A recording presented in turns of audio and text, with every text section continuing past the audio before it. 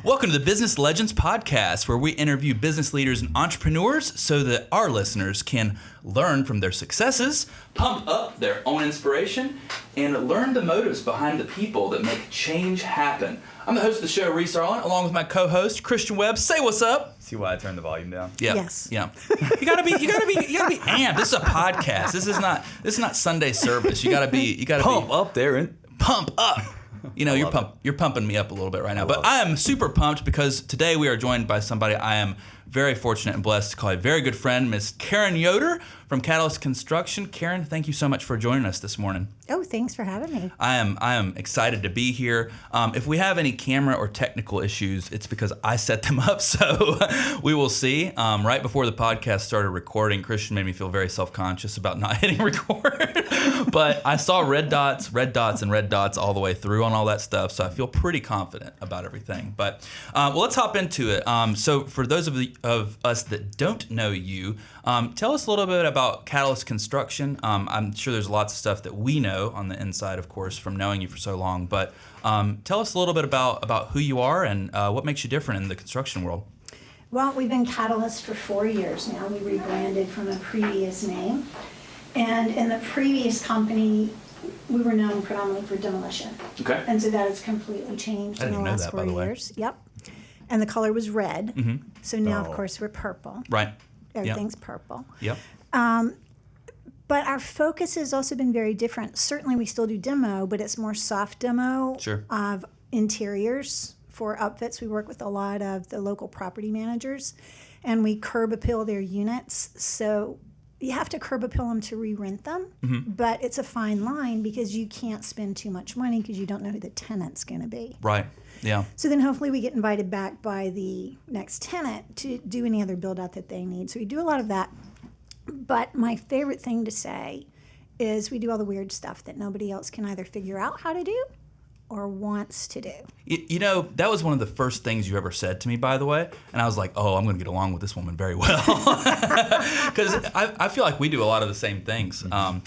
You actually don't know this story, Karen, so I'm happy to be able to tell it to you. But 5 years ago when we first started this business, we didn't have an office. You know, we worked out of home, and now everything comes in full circle because we're working from home. And we have multiple offices and still work from home. Yeah. So you know, the world changed, and there's no way we could have seen that. But when we first started, you know, I would be in the weeds digging campaigns and building stuff and whatever, and I'd hear this knock, and then Christian would come into my office, and he'd be like, so, and I would look at him, no. and we started doing the weird stuff. Yeah. And much to Christian's credit, I can talk smack to you just because we've been doing it for so long, I guess now. But you know, nobody knows how to do something the first time. But I think that you know how to do something right. And it doesn't matter what the something is, but you know, just before when we were having coffee, you were talking about how do you approach a customer, how do you leave a customer, you know, how do you make sure that people are happy, and I think it's a really good motif to have and something that gives you inspiration. I want to talk to you about the purple stuff. So anybody that knows Catalyst Construction, you guys are all purple, everything, always, and you are somebody with, you know, in the construction space, I would say there's like a lack of overall branding, but then here you come and you are all purple, everything, purple shoes, purple shirt, purple wallet, purple everything. So where did that come about and how did it come about? Well, honestly, we were on Isle of Palms, which is where we got married. Awesome. And at Waldine's, and we saw, construction people, you notice everything construction. We saw a purple dumpster. Okay. And we're like, that is so cool because nobody else has a purple dumpster. And in Charlotte, so many of the construction companies are either red or white. Right. And we wanted something different. Yeah, a little bit of yellow, but yeah, sure. So purple and yellow became our corporate colors. And one of my favorite things that you have ever accused me of is being the queen of swag. Queen of swag. You are the queen of swag. So for those of you that don't know Karen, she has a room in Catalyst Construction, a little bit bigger than the podcast room we're in right now, and it is just swagged up from head to toe with all sorts of cool stuff. And it's amazing. And something that I've never even spoken to you about, and I intentionally didn't ask you this before the show, is how do you feel like that's affected your business? So I'm talking post rebrand, so obviously you had a huge branding, shift from that. But when you talk about all the swag and all the unique, cool stuff that you have there, how has that impacted your business? Well, I think that we are now in people's minds when they see purple. And that's what I wanted from it. So I called it this stupid name. It's the camera cover, but I called it Googly Eyes because it's got googly eyes on it. And so I have given out so many of those, I can't tell you, everything is purple.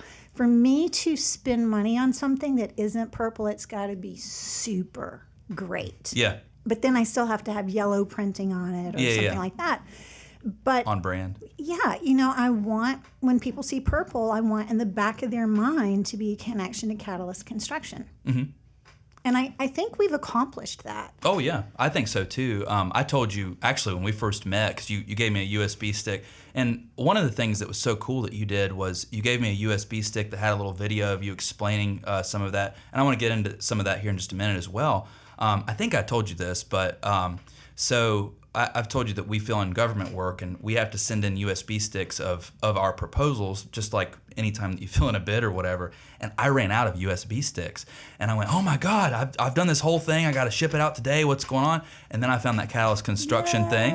And I was like, oh, Karen's going to be so pissed at me.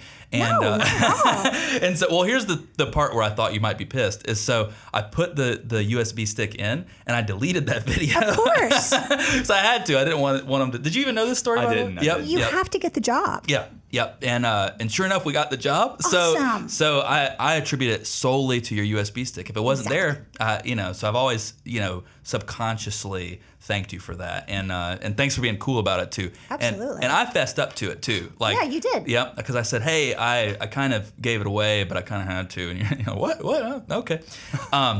So on that video, you talk a little bit about Catalyst and some of your, what I would call, brand elements or things. And so some of the things that I distinctly remember is things like your people's appearance on job, your people's, the way that they behave on job. And can you touch into that? Because I want you to tell the story. We do a lot of interior work. So we're in confined spaces and we're in office spaces. And I'm hopeful that this is not the first time your listeners have heard this, but nobody wants to see some guy's butt. Right, sure. And they don't care what color his underwear is, okay? So. Unless they're at Chippendale. Unless it's Tom Brady's. Please continue. Okay, then let's add Aaron Rodgers. Okay, all right. I'm good with that. Okay, yep. we can do those two. Yep. Those two are exempt. But it's just not professional. Sure. That's all. So there's a couple of things. There's absolutely no cursing on a job site by our guys or any of our subs. It's not professional. There's no yelling in anger. If imminent danger is there, yes, you're going to yell. But our subs are not going to yell at our guys, and our guys are not going to yell at each other. And then the no sagging rule. Like, those are non-negotiables for us. And if you can't see that is just to be more professional, then you're probably not going to fit into our family anyway. And our guys are our family. We have a lot. I wish we had some females in the field. We don't right now. We have in the past. Right now, it's all guys in the field. But some of our guys, a lot of them have been with us more than 10 years. Yeah. I think when you set a standard like that, I think that people, that they want to, it's not really about falling in line. It's about we have a standard that we have to behave a certain way, and the people that don't behave to that standard will weed themselves out long before you will, But then inversely, when you're like, that's not how we do business, then some people they'll get in line with that, and I think that's why people end up, or one of the many reasons, of course, that people end up staying with that. Well, it's really funny, pre-pandemic, my job was much different. Sure. Than it is now. I would take in breakfasts to companies. I would take in lunches. I would do all that stuff and just talk about us and what we could do and, the kind of work that they may need assistance in. That's all changed. Sure. However, when I was doing that, people's eyes would just light up when I said no sagging. Like, that was the biggest deal to them. That's weird. Because they were so tired of seeing it. Oh, yeah. Yeah. That's, That's one of those. I would almost call that like an industry secret, Yeah. because outside in, what would your perspective have been? I know what mine would have been. What that sagging would have been on the site? Well, no, like what do you think would have surprised and what would you say? Been so important. Excited, been Yeah, so important to excited the them. company she's bringing breakfast to. Between let's recap them again. No cursing, no yelling, in anger, no or sagging. sagging. What do you think the biggest one there would be? I would have thought the yelling and anger, because you don't have a productive site without the minimizing of the yelling and anger. Right. Yeah. So I would have either thought that or the cursing. Yeah, no, it was the sagging. Yeah. That's interesting. So that must be like a. But you also got to think of the demographic there. Like Sure. conservative, 40 plus is kind of the average age of a construction worker these days. Sure. I mean, my dad, he straight up says, he goes, I can't stand it when somebody's sagging on a job site. Yeah. And he Yeah. says it just like that. I'm like, I just can't. I just want to pull their pants up and put a belt on them. Yeah. Well, and here's the thing. Like, I visit the job sites. Mm-hmm.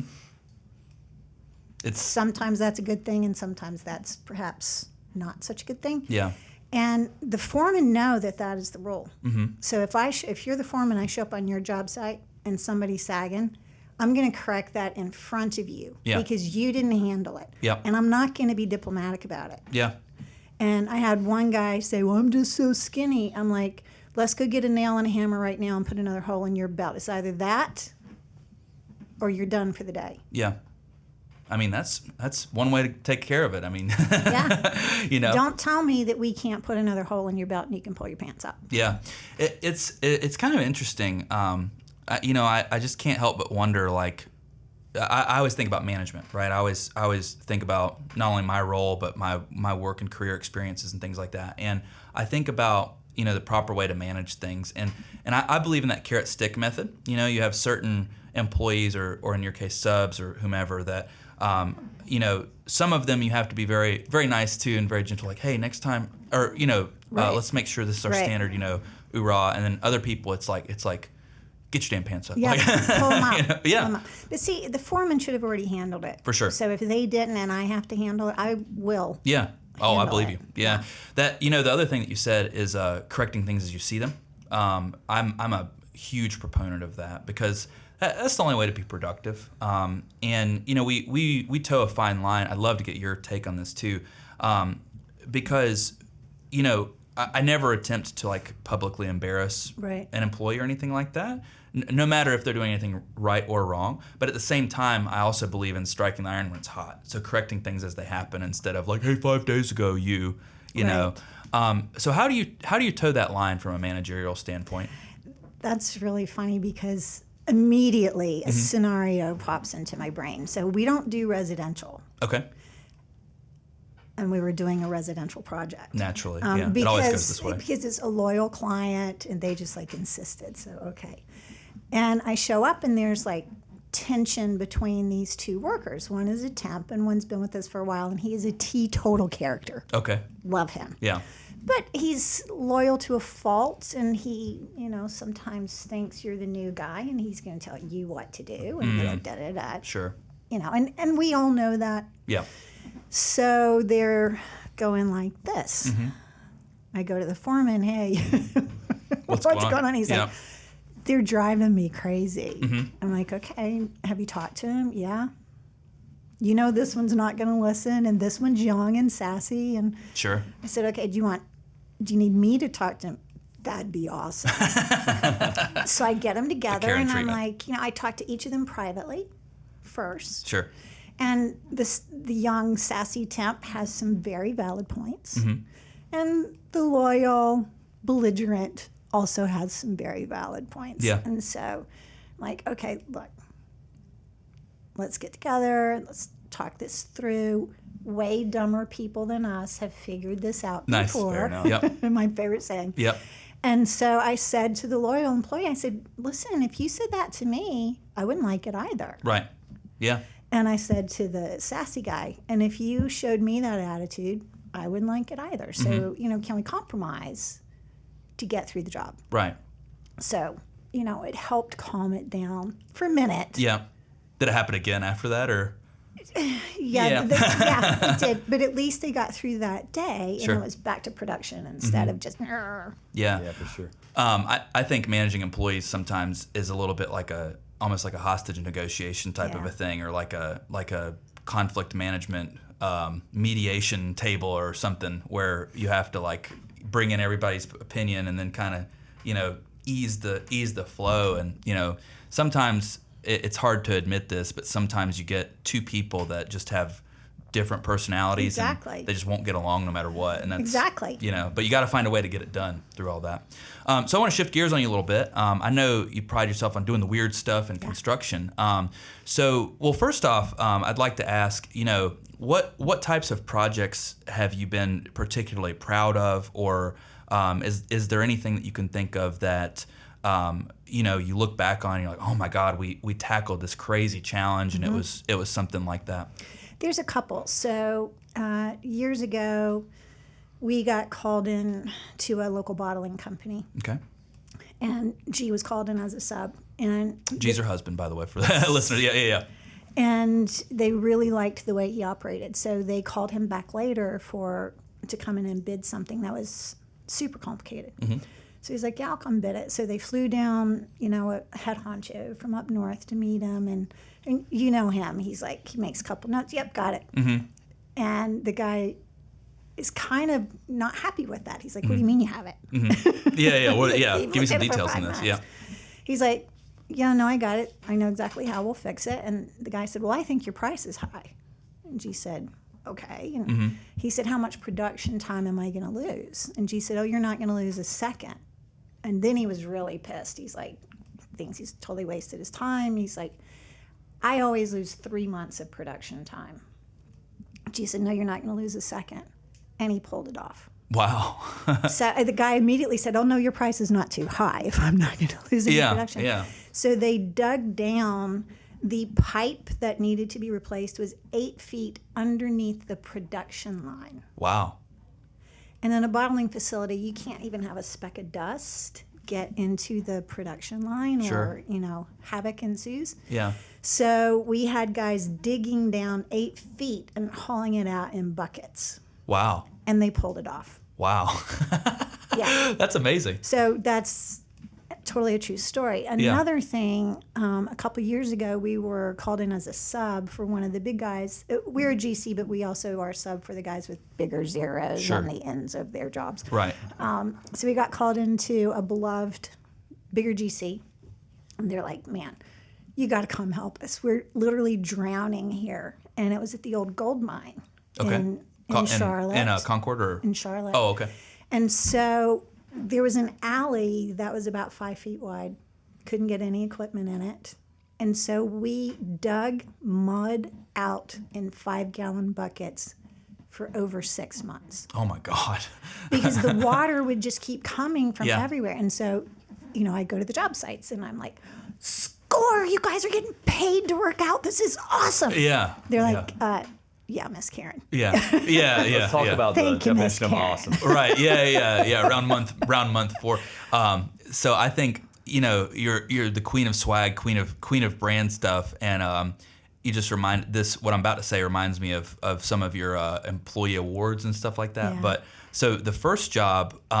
You should call that like your Chernobyl project, because that's exactly how they handled Chernobyl. They dug under the reactor type of thing, you know. And then the second one, I don't know, but I'm just thinking about some kind of brand story of like it's a dirty job, but somebody's got to do it. Right. Something like that. I don't know, but that's amazing. I just love talking. One of my favorite things.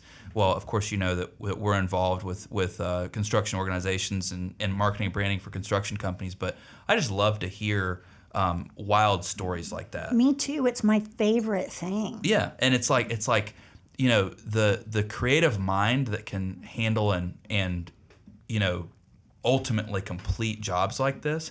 That's not my mind. You know, it's just so different than those are the Christians of the world, the people that look at complex issues and figure out how to do them, and the G's of the world that figure out how to do it. We're really making it up as we go. But you know what?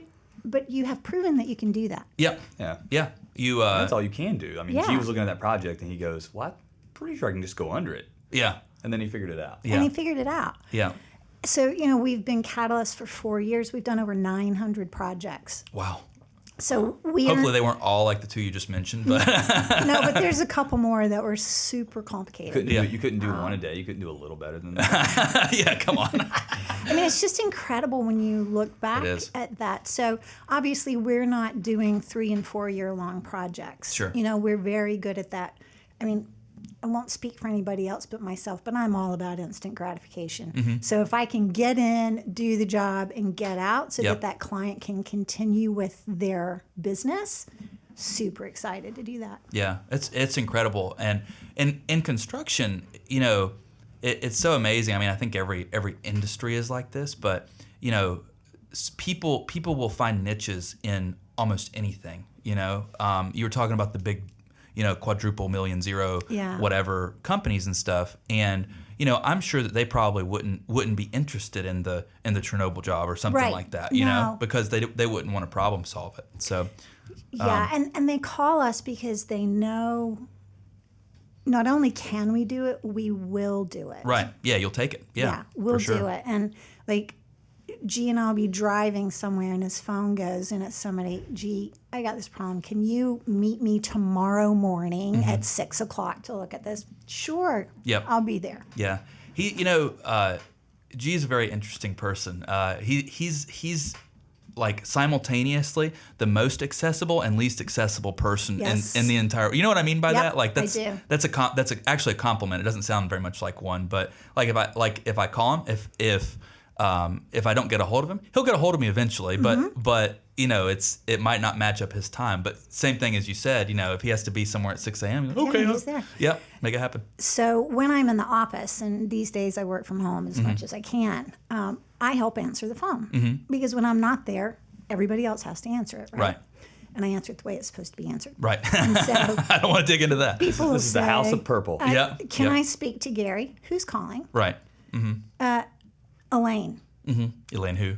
Elaine, what company are you with and why are you calling? Right. Oh, well, I was da-da-da. So this has happened numerous times. Sure. And finally I'll say, like, I'll give him enough rope. Right. And finally I'll say, look, I'm his gatekeeper, and if you can't tell me why you need to talk to him, you're never going to hear from him. Right. So salespeople, call when Karen's at home. Yeah, call official. You just reminded me. So you've met Austin. Yes. Austin's like my right hand man. He just does all sorts of stuff for us. I don't even know where to begin explaining to you with what Austin does. It'd be easier to give you a list of things he doesn't do, which is almost nothing. But when I originally hired him was back in the nutrition store days, right? He's a great employee, and Austin's the type of person. Everybody has to be managed in their own specific way. Exactly. And Austin will listen to this podcast, and after he hears this, he'll be like, "Yeah, you're totally right about this." But with Austin, you have to give specific instructions. So he just needs that specificity. Yeah. I've said this to his face 1,000 times. I mean, it's not unknown. And we make this joke because back in the nutrition store days, he was like the worst gatekeeper in the world. Oh, yeah. Because somebody would call, "Hello, is Reese available?" He's like, "Oh no, he's not here, but here's a cell phone number." Oh goodness. And so I'd be at the other store or whatever, and I'd get a call from a salesperson. Yeah. "Hey, Austin, why did you give him my cell phone number?" He's like, "I mean, they wanted to talk to you." So, needless to say, we had to do a little bit of training back then, but that just reminded me of. So before we cast off here, I do want to touch on innovation. Construction changes every day, and there's all sorts of things upcoming, and I'm sure we could talk about this for hours and hours and hours. Is there anything particularly as it pertains to you that either has happened in recent years, of course the work from home could be an example, or you think you see on the horizon with the construction industry as far as like innovative whatever, something new coming about with construction? See, I think that's a really interesting question because there are probably thousands of technological innovations that people try to sell me every day. Every day. Mm-hmm. And we don't do it that way. G still uses the old bid sheets and writes it out and adds it up on his adding machine. Wow. Like that's really how. But the reason that he does that is every time he's doing that, he's building it in his head again. Mm-hmm. So he knows that project inside and out. And then because we're both prior Army, the companies run on a military model. So in the military, it's called an operation order or an op ord. We call it a job folder. And it's on paper. It is not in a laptop. It can be. If you've got the laptop, you can access it, but it's on paper, on the job site, posted, step by step by step by step. And if you follow that, everything goes perfectly. If you don't follow that, things fall apart a little bit. Might have a different conversation. But, again, for like the huge GCs, I'm sure that they are taking advantage of a lot of these technological innovations. I don't see us changing into that. But again, we don't take on 4 and 5 year projects. Sure. And that's what most of those innovations are best for, I think. Yeah. It's amazing because, interestingly, although 99% of our work is on a computer, we're partitioned by the same, or not partitioned, but petitioned by the same thing. We get calls of people with new CRM systems or social media management systems, email, whatever. We get different technological things, and Christian is what I would describe as an early adopter. He'll be like, "Oh, that sounds great. Let's do it." Whereas, go for it. yeah, that's who he is. It's his personality. Whereas I'm like, well, what's this? What's this gonna do? What's this gonna take? What's this gonna take away from me? What functions do I like? I'm the one that's asking the questions with that stuff, and it's funny because we usually end up adopting things like at the right time because of that, because he's always like, let's go for it. And I'm always like, pump the brakes there, let's and we meet somewhere in the middle. Yeah, usually when we need it. But it's kind of amazing because I always like to hear like what types of things like come through, We're actually onboarding a new customer tomorrow. And on our conversation, I have a conversation before the onboarding normally happens, and it's about an hour long. He was telling me all about his business, and he said he was kind of like a slow run. And then he got this sales call. He actually answered it. It said potential spam. And he answered the phone call, and it was Google calling to tell him that they were just now putting Google Local into their area. The very first one. So like, we're going to test run a couple people, and won't you be part of the test group? He thought it was spam. He's like, you know what? Let me just see. I'm not really doing well. Let me see.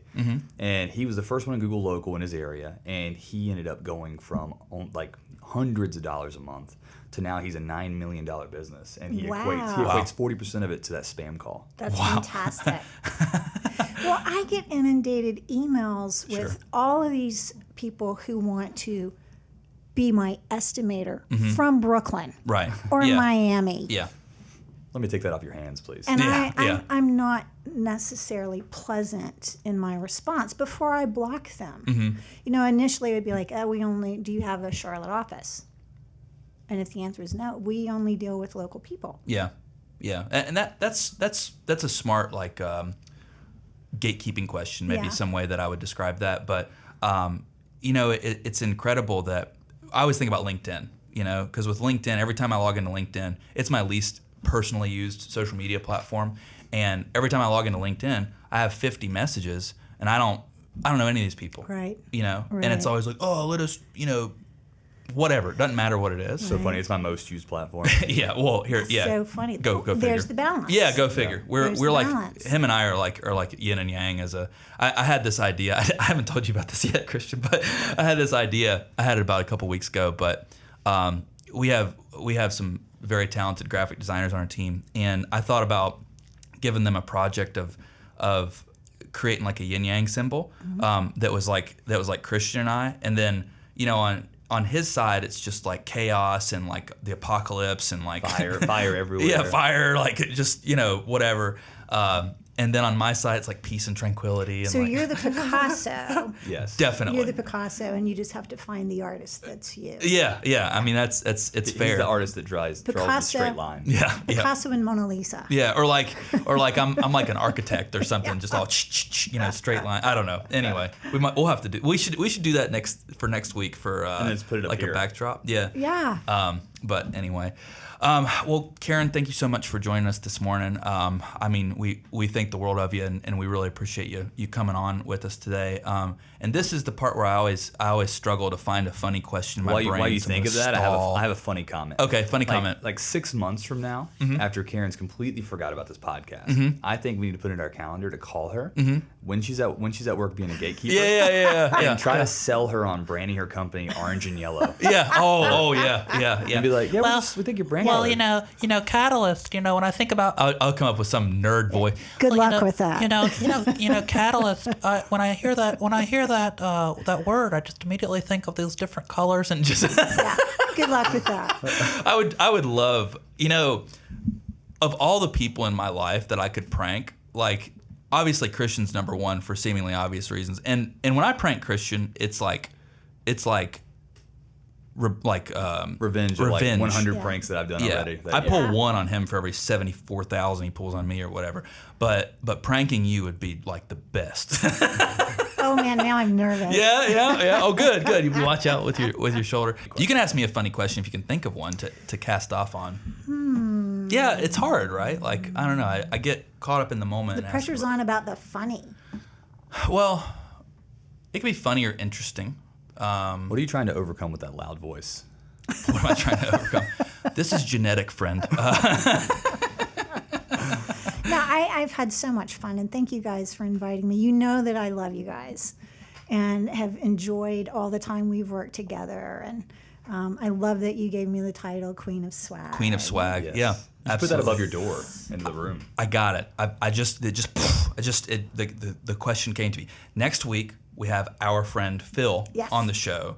So what should I give him a hard time about is the question. His swag. His swag. Okay. Perfect. Well, Karen, thank you so much for joining us, and we'll see you next time. Yeah, we'll see you next time. Thanks.